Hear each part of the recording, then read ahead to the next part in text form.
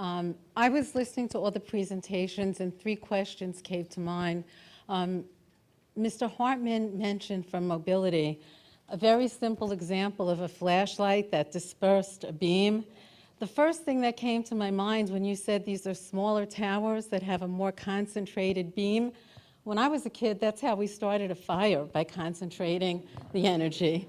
And so I would like just a very simple explanation why concentrating all this energy is not going to further increase the health risk. That we're all kind of talking that there already are radio waves. The question is, what is the level that is dangerous or not, which itself is a question. So I think talking about concentration kind of scares me a little bit. But the other thing that I wanted to ask is, it seems like everyone has said that it's a given that we have to have this in the neighborhood and we should come up with some regulations, some zoning, some suggestions. But I'm proposing, why do we have to accept it and find the areas within our community? Why can't we propose alternative non-residential locations that may serve the same purpose? If there's an issue, then we don't have to accept which house gets it. Maybe we have to find a way to solve the problem in a way that doesn't impact residential communities. And the third thing is, I want to know whether all of us here are guinea pigs. It seems like this is new technology.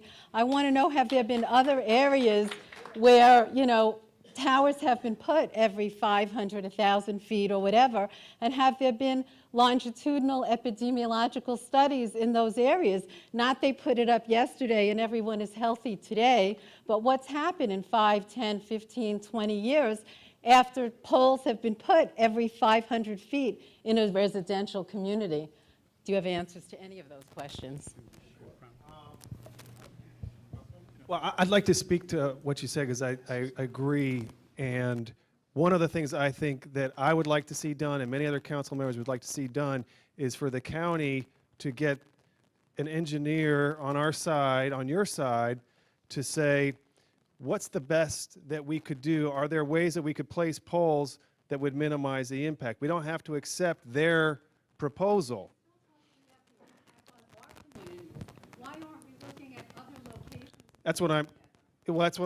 Okay, first of all, these are being installed elsewhere in the county in communities that don't have the underground, you know, but what I am suggesting, this is a conversation I had with Drew and Andy and Andrew, was can we look at, you know, streets, arterials that are nearby and figure out that they can get sufficient coverage by installing on those arterials that would allow, you know, you to have service in the neighborhood without bringing the installations into the neighborhood.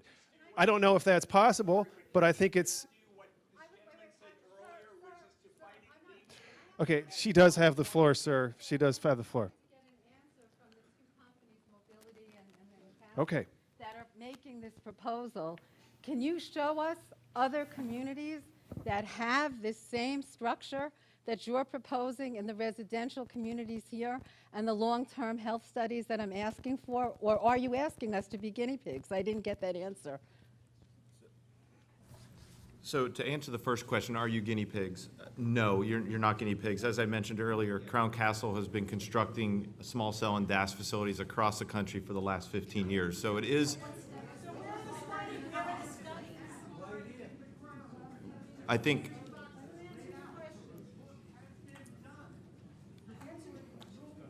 So as far as studies go, Crown Castle is not the provider of the wireless service. We are an infrastructure provider.